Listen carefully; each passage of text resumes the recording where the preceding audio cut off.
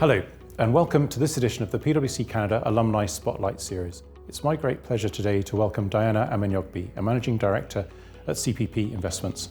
Diana, great to have you with us today. Thank you for having me here today. It's great to be back. Now, you had a remarkable career in your time at PwC Canada, covering a wide variety of portfolios and roles. Could you perhaps share some of that experience? I actually started in the Winnipeg office as an associate, and I was there for a few years. And Winnipeg is a small office, so I got to cover a number of industries: airline, retail, healthcare, and nonprofit. So that was really interesting to see that wide array from the get-go.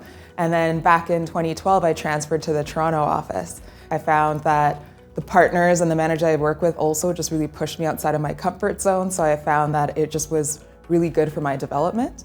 And then I got to do a 2-year secondment within our national office. At the time, it was called Audit Quality and Methodology.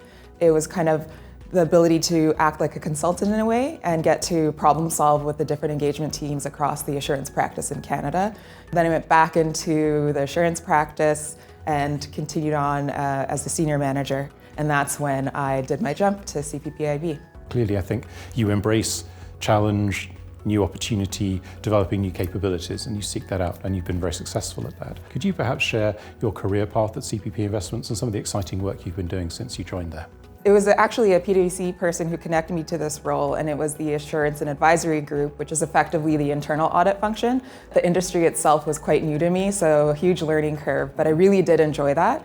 And it led me to, during the crisis, we had efforts to continue to refine our capital management and liquidity tools. And so I got to work alongside management as we were doing that to provide real-time feedback on governance, controls, risk, which then led me to do a secondment working with the new Chief Investment Officer. And so we got to stand up the role, the new department, work on the 100-day plan, and conduct a listening tour across the organization, speaking with 110 folks. And that ultimately led me to heading up the strategy and operations group within that department. And so that's where I sit today. What's next for you at CPP Investments? One of the things that I'm most excited about is we have a focus to continuously improve. And to do that, one area that you really have to build out is a framework to learn from your investment decision-making processes. And so we've done a lot in the last couple of years to build out a framework, but we are going to continue to evolve that framework and really drive insights that we can then incorporate in our investment decision processes. And it's going to have huge impact for the fund and our ability to maximize our returns. So I'm really excited to be a part of that team. Clearly, exciting times ahead for you and CPP Investments. If you were to give a word of advice for someone in the early stages of their career, what would it be? It's not just about what you deliver, but it's also about how you deliver.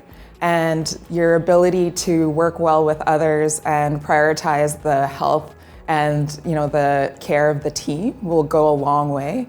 And I think we all want to be high performing, but to maintain that high performance, you really need to care about the how and not just the what. Your career path, the way you've embraced challenges and opportunities, and your continued success really is inspiring. Long may that continue. Thank you for staying connected to PwC Canada, and thank you for joining us today in this edition of the PwC Canada Alumni Spotlight Series.